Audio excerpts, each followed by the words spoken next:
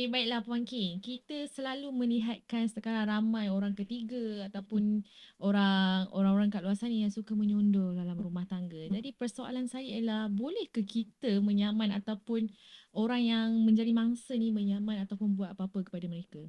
Okey. Kita nak kena lihat dulu kalau dalam konteks undang-undang di Malaysia ni, Mhm. kita akan lihat siapakah pasangan yang terjejas tu. Mhm. Adakah dia pasangan orang beragama Islam ataupun bukan beragama Islam? Jika sekiranya kita bercakap berkenaan dengan orang bukan beragama Islam, maka mereka ni berhak untuk pergi ke mahkamah sivil lah dan buat tindakan terhadap pihak ketiga. Jadi sampai ke tahap boleh menyaman untuk dapatkan ganti rugi. Mhm. Dan ini biasa berlaku di mahkamah sivil. Jadi mereka ambil lawyer, peguam dan filekan saman. Mhm. Tuntutlah jumlah ganti rugi kerana mengadakan hubungan sulit dengan suami ataupun dengan isteri. Mhm. Di Undang-Undang Sivil juga ada juga peruntukan dari segi jenayah. Mhm. Okay, bermakna mereka boleh pergi untuk buat report polis berkenaan dengan membawa lari isteri orang. Mhm. Jadi tapi baru-baru ni ada banyak isu lah berkenaan dengan ni sebabnya dah ada keputusan mahkamah mengatakan bahawa untuk orang Islam kita tak boleh nak pakai ataupun sebenarnya kedua-duanya pun mereka kata tak terpakai sebab undang-undang lama lah. Jadi dan dia tidak terpakai untuk gender yang hanya kepada kenapa hanya melindungi hak kepada suami-suami.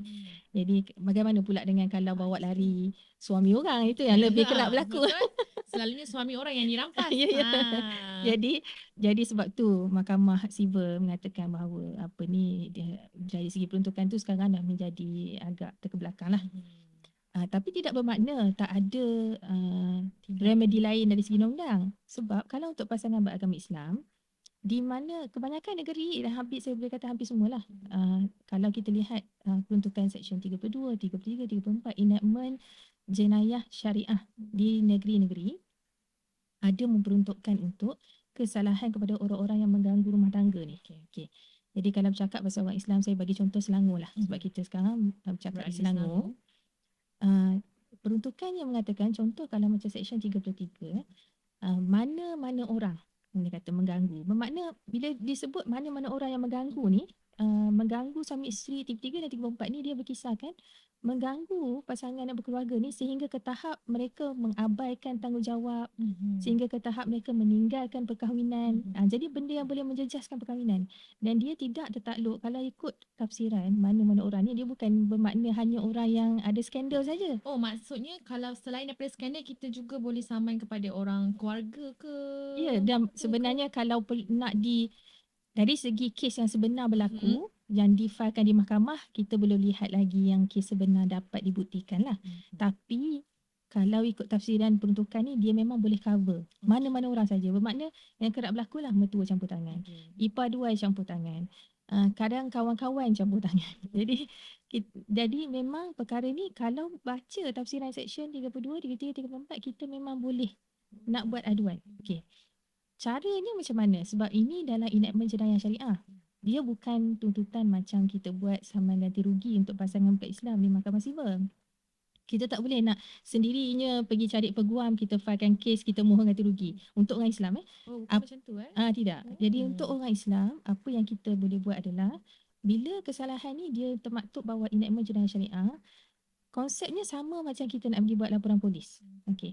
So kalau jenayah sivil, kita akan pergi balai polis, kita buat aduan, polis buat siasatan, kemudian pendakwa raya buka kertas pendakwaan.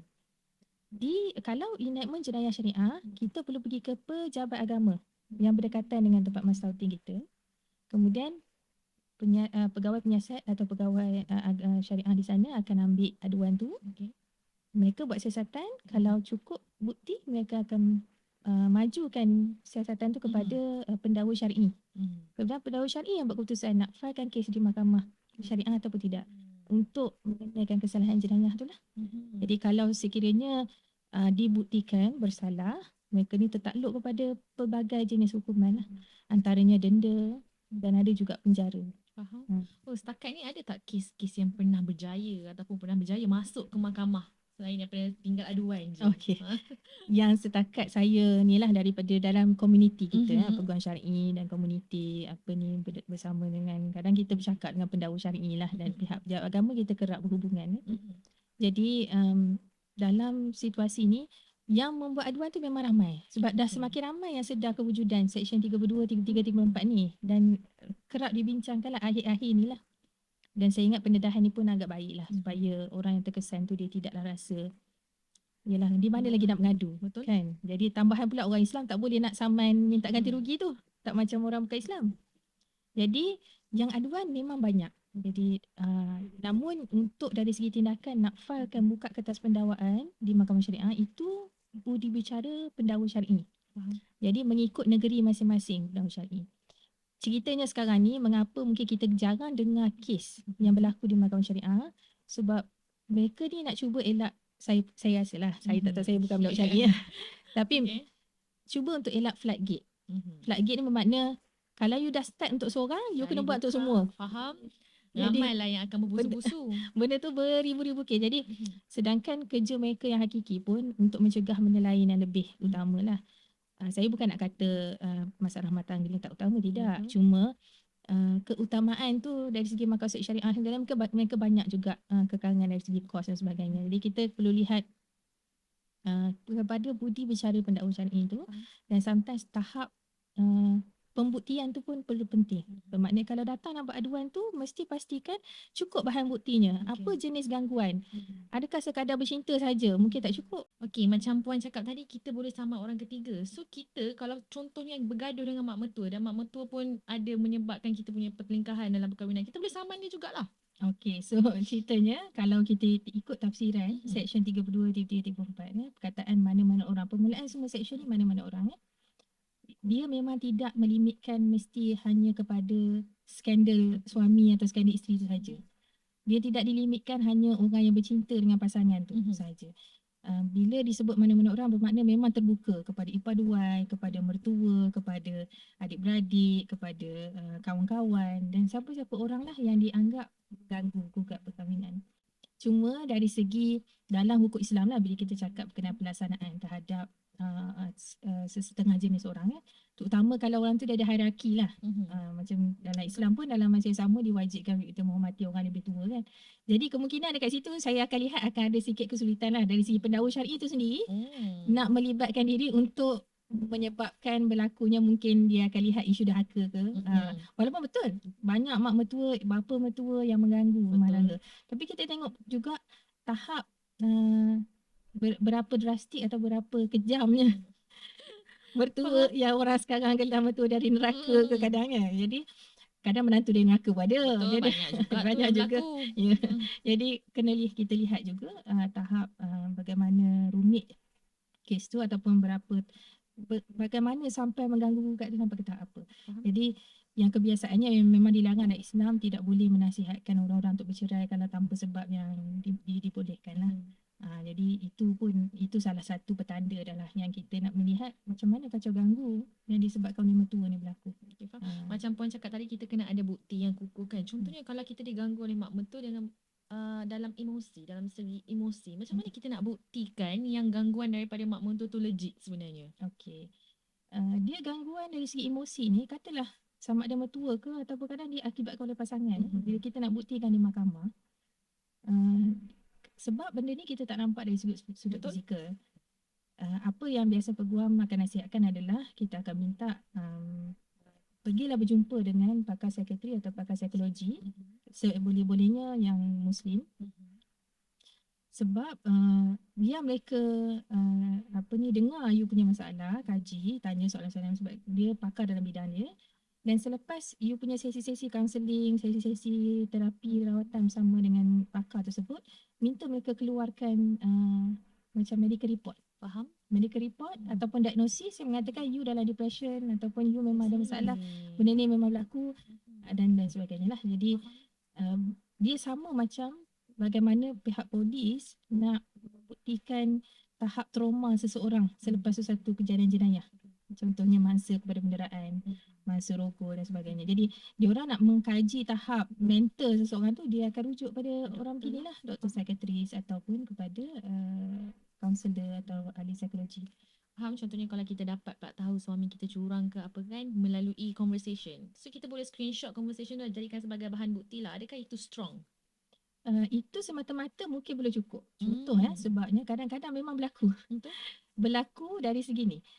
Dia hack WhatsApp suami dia atau dia ada akses. Okay. Dia hantar mesej tu kat diri dia sendiri. Jadi hanya semata kita screenshot mungkin tak cukup. Sebab kita perlu lebih lagi pembuktian dari segi macam mana you nak buktikan mesej ni memang dihantar oleh orang yang dikatakan. Betul. Sebab tu even dalam pembuktian untuk nak membuktikan lafaz cerai secara WhatsApp contoh, tak cukup dengan kita tunjuk je bukti WhatsApp. Katakan aku cerai. Perlu juga suami tu datang sendiri dekat mahkamah bagi tahu memang saya yang type. Memang saya yang type, memang saya yang hantar. Sebab boleh saja orang lain yang hantar. Kadang-kadang skandal yang hantar kan, dia ambil siap-siap boyfriend dia punya, dia hantar kat wife boyfriend dia kan. Jadi benda tu memang boleh berlaku. Sebab tu pembuktian kalau di kita cakap pasal mahkamah syariah, dia lebih kuat lagi kadang-kadang berbanding mahkamah sivil. Sometimes dia go beyond because kita nak kena pastikan.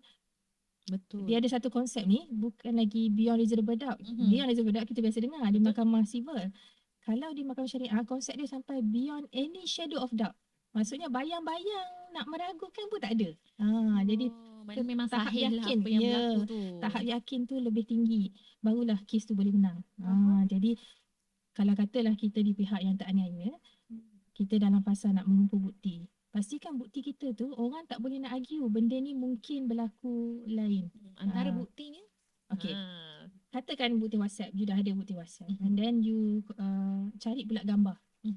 And then you mungkin rakam pula perbualan. Bila you confront your husband ataupun you punya skandal apa kan. Kalau tak boleh nak rakam, because sekarang ada orang kata PDPA dan sebagainya, Personal Data Protection. Kemudian you bawa saksi lah. Maksudnya kalau nak pergi confront husband ke, nak confront skandal husband ke, skandal isteri ke, bawa saksi. Supaya saksi tu boleh datang mahkamah cakap, ya saya dengar orang ni cakap macam ni. So saksi tu kalau boleh biar saksi yang tak bias lah. Contohnya saksi yang kalau kita bawa kawan baik ke? Kawan baik boleh lah. Kawan baik yang boleh. Kita kata mungkin bias ni kadang yang biasa ada hubungan pertalian darah. Kakak ke, abang ke, macam tu lah. Ya, sebab kadang-kadang dalam mahkamah syariah ni dia akan timbul isu berkenaan dengan you punya blood relation tu akan water down ataupun mengurangkan credibility statement tu. Sometimes. So depend lah pada. Bukan setakat satu bukti je yang kena ada. Sebenarnya kita kena ada banyak bukti untuk membuktikan, untuk kita mendakwa kita punya suami ke. Kalau kata ni cerita pasal nak menang lah. Kalau kita bawa satu dua benda je, ceritanya macam ni, bila kita pergi mahkamah syariah, kadang-kadang hakim ni dia kena anggap saya ni tak kenal awak. Macam mana saya nak percaya cerita awak? Kita tahu kita benar, tapi kita nak mengharapkan orang yang tak kenal kita tu untuk percaya kita, kita perlu ke tahap yang kita boleh sampai ke tahap dia betul-betul yakin. Jadi barulah benda tu strong lah. Ini cerita pasal nak menang lah. Kalau nak fight case, yalah apa-apa bukti pun boleh guna dah. Itu sekadar nak fight. Tapi kalau cakap pasal nak menang, memang agak kuat sikit lah dia punya pendakwaan tu. Okay, Puan, punyalah susah proses tu. Nak kena kumpul bukti, nak kena buka, kena buat aduan. So macam mana pula dengan dia punya, kalau menang lah kes tu, apakah yang kita boleh tuntut sebenarnya? Berbaloi ke, Puan? Jadi macam tu lah ceritanya. Kalau dia bergantung kita ni nak tuntut apa dulu. Katakan kita buat tuntutan tu berkaitan dengan jenayah syariah yang saya cakap tadi. Adakah kita perlu tahulah dalam peruntukan, contohnya ada salah satu peruntukan akan sebut ada denda. Kata saya kalau mengikut Seksyen 33, denda dia tak lebih RM3,000, penjara tak lebih 2 tahun. Kalau Seksyen 34, denda dia tak lebih RM5,000, penjara tak lebih 3 tahun. Atau kedua-duanya. Itu maksimum lah. Tak semestinya diberikan lagi lah. Jadi bergantung kita punya kepuasan hati lah nak kata. Ataupun kadang-kadang orang buat aduan ni sebab dia hanya nak minta benda tu stop saja. Gangguan tu diberhentikan. Sometimes walaupun kata pendakwa syari'i decide tak nak bawa kes ni ke mahkamah syariah, tapi boleh saja jadi semasa kes itu diadukan kepada pejabat agama, penyiasat agama ni sendiri dia call orang yang terlibat tu dan tanya, betul ke you ada ganggu? Jadi kadang-kadang dengan penglibatan orang ketiga, pejabat agama ni menyebabkan orang ketiga atau orang yang mengganggu ni dia rasa macam, oh okay, maybe I'm doing something wrong. So jadi mungkin dia akan slow down sikit, tersedar sikit. Jadi bukanlah dunia ni tak ada apa-apa undang-undang kan. Jadi itu pun kadang-kadang mencukupi untuk stop, kalau niat kita untuk stop lah. Tapi kalau dari segi nak dapat kepuasan hati tu, itu memang kita tertakluk kepada protokol section. Section tu setakat denda berapa, apa ni, atau penjara berapa lama, itu saja. Dan kita tak menentukan pun dapat banyak tu. Yang menentukan berapa banyak, sama ada nak bagi denda ataupun penjara, hakim. Mengikut kepada keseriusan Ya. kes tu. Faham? Okay, baru-baru ni ada viral lah kisah seorang selebriti yang memuat naik gambar ex-boyfriendnya ke dalam Instagramnya yang mengatakan macam, oh you still love me. Tapi kita tak tahu kesahihan tu macam mana kan. So dari segi mahkamah syariah sendiri, benda tu boleh ke kita dakwa ataupun macam mana? Okey. Jadi katakan pihak yang terkesan sama ada pasangan suami isteri tu ataupun ialah mana-mana orang yang terlibat dengan kenyataan yang dikeluarkan.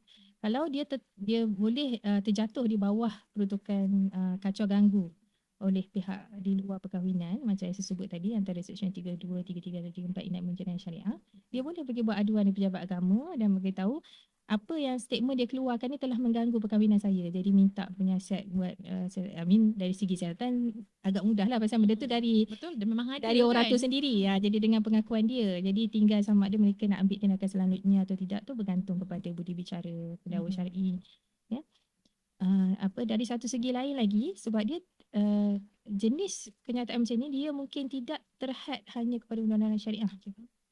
Dia juga boleh termasuk dalam undang-undang jenayah sivil. Contohnya kalau dia terjumlah pada satu bentuk fitnah. Okey, dalam kanun keseksaan dia boleh jadi masuk bawah Seksyen 499 untuk fitnah. Jadi kalau kata ada kenyataan dia yang berbentuk fitnah, boleh didakwa ataupun buat aduan di pihak polis, dan polis boleh kalau kata benda ni memang ada unsur fitnah lah, saya boleh ajukan kepada Timbalan Pendakwa Raya untuk ambil tindakan buka kes jenayah sivil. Okey. Jenayah syariah satu, jenayah sivil satu. Satu lagi, kalau dia nak filekan tuntutan ganti rugi untuk fitnah. Itu ganti rugi sivil. Itu dibolehkan. Untuk kita ambil tindakan sivil sebab dia bukan dah hanya melibatkan berkenaan kacau ganggu rumah tangga. Yang tu hanya jenayah syariah. Tapi ini lebih kepada statement yang secara general menjatuhkan reputasi orang menggunakan fakta yang tidak benar. Okey, tapi pembuktian fakta tu benar ataupun tak benar tu terjatuh kepada orang yang nak menyaman tu. Jadi katakan pasangan yang terjejas tu dia nak memfailkan tindakan saman, dia perlu bersedia yang dia kena buktikan benda yang disebarkan tu adalah benda yang tidak benar. Itu nombor satu. Jadi kalau dia boleh buktikan ada kenyataan-kenyataan yang tidak benar, dia bolehlah engage lawyer dan buat maksudnya tak masuk dekat bawah mahkamah syariah dah ke sivil pula. Ke sivil ataupun boleh dibuat semuanya serentak pun boleh. Jenayah syariah untuk kacau ganggu rumah tangga sebagai orang ketiga, kemudian jenayah sivil kalau sekiranya terjumlah bersatu fitnah, dan saman sivil, saman ganti rugi. Jadi 3 benda boleh dibuat kalau sekiranya perkara tu bukan saja mengganggu rumah tangga, malah merupakan kenyataan berbentuk fitnah. Faham, saya inginlah pula nak tengok kes-kes ni menang. Sebab dia macam menjadi apa orang kata, macam menjadi pengajaran kepada orang kat luar sana, jangan buat sesuka hati. Macam tak semua benda you boleh buat macam tu. Jadi mungkin ada, cumanya sebab tidak dilakukan oleh orang yang berstatus selebriti, jadi kita tak dengar.